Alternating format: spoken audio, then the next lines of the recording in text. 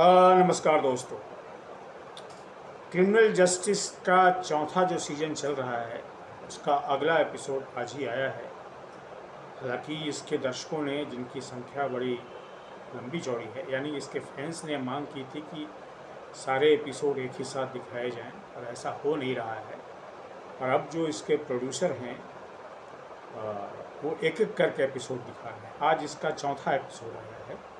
3 episode तो पहले आ गए थे, आज चौथा आया है। और चौथे एपिसोड में कहानी और उलझ गई है। कहानी उलझ गई है, मैंने, आपको याद होगा, मैंने बताया भी था और फिर से बता देता हूँ कि जो रोशनी नाम की जो नर्स थी जिसकी हत्या में राज नागपाल को गिरफ्तार किया गया था, वो हत्या कैसे हुई थी, वो इंस्ट्रूमेंट नहीं मिला था, वो हथियार नहीं मिला था। हथियार का ये मतलब वो किस चीज़ से उसकी हत्या हुई, तो इस एपिसोड में वो मिल गया कूड़ेदान में। मतलब एक कूड़े का जो क्षेत्र होता है जहाँ कूड़ा रखा जाता है, वहाँ पुलिस को मिल गया।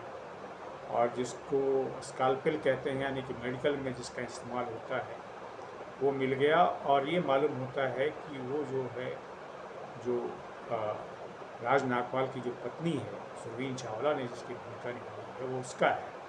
तो वो पहुंच जाती है वकील के पास, बड़े वकील के पास। एक वकील तो है ही है जो राज नागपाल का है, वो माधव मिश्रा जिसकी भूमिका पंकज त्रिपाठी निभा रहे हैं।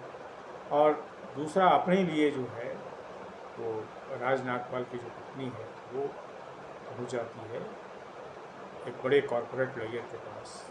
तो एक उलझ गई गुत्थी। दूसरी गुत्थी जो इसमें उलझी है कि रोशनी जिसकी हत्या की गई वो प्रेग्नेंट थी, गर्भवती थी, और बाद में उसने एबॉर्शन करा लिया। तो कुल मिलाकर के अब गुत्थी दो तरह से उलझ गई। एक तो है कि क्या अंजू की सच में कोई भूमिका है, रहस्य आ चुका है, मिस्ट्री बन चुकी है हत्या की।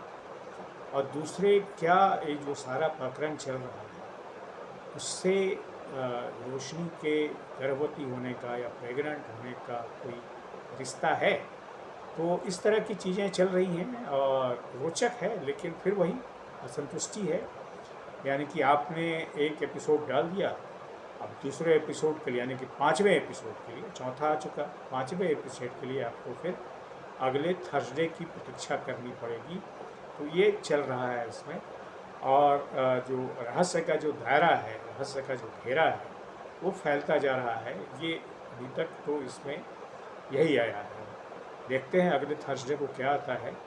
पर यह है कि बहुत इंट्रिकेटली वीवन लग रहा है ये क्रिमिनल जस्टिस। हालांकि जो सारे इसके पहले भी आए हैं और मैंने लगभग सारे ही देखे हैं, वो बड़े इंट्रिकेट रहती हैं, लेकिन अंत में जो है, जो वकील जो माधव मिश्रा यानी पंकज त्रिपाठी बड़े सिंपलिस्टिक तरीके से, सिंपलिस्टिक नहीं, सिंपल तरीके से अंत में चीज़ों को हल कर देता है। तो शुरू में लगता है कि ही इज़ वेरी नाइव और बहुत श्यूड वकील नहीं रखता है। अमूमन जो वकीलों की जो इमेज है कि बहुत श्यूड होते हैं, वो होते भी हैं, और माधव मिश्रा भी श्यूड है, लेकिन उसका जो बाहरी आवरण है, जो आउटर प्रोफाइल है, जो डेली प्रोफाइल देखते हैं, वो एक सिंपल्टन का है, जिसकी अपनी बीवी से भी झगड़े होते हैं, जिसके अपने साले से भी झगड़े होते हैं, लेकिन उसमें एक लीगल ब्रेन है।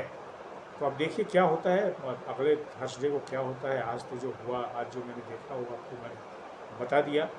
तो अब अगले थर्सडे का इंतजार करते हैं। हालांकि फिर बात वही है जो कही है दर्शकों ने कि भाई एक ही साथ दिखा दो। अब इतने लंबे समय तक आप इंतजार कराते हो रहस्य दिखाने का, तो गुत्थी जो है उलझ तो जाती है, लेकिन थोड़ा उत्सुकता बढ़ती चली जाती है और मज़ा भी थोड़ा किरकिरा हो जाता है। बहरहाल जो भी हो, देखते हैं नेक्स्ट थर्सडे को क्या आता है। आज के वीडियो में दोस्तों इतना ही। आपसे निवेदन है कि मेरे इस यूट्यूब चैनल को, यानी सिनेमा विद रविंद्र त्रिपाठी को लाइक करें, सब्सक्राइब करें, इस पर अपने कमेंट करें। और हाँ, अगर आपने ये देखा हो क्रिमिनल जस्टिस के चौथे सीजन का चौथा एपिसोड अगर आपने देखा हो, तो आपको क्या लगता है, क्या जो है इसमें हत्या किसने की, या जो रोशनी थी उसकी जो है गर्भवती होने का क्या मसला क्या है? आपके क्या ओपिनियन है? आप भी शेयर कर सकते हैं चाहे तो मेरे इस कमेंट बॉक्स में जाकर के। Thank you very much.